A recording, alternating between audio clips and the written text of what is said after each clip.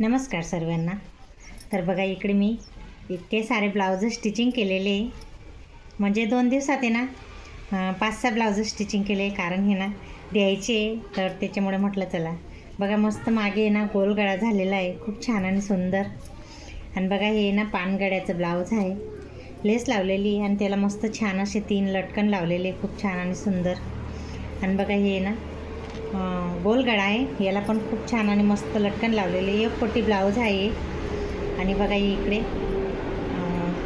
कटोरीचं blouse आहे, button आहे, मस्त मागे गोल गळा झालेला आहे, खूप छान. बघू शकता किती छान दिसतोय ना गोल गळा.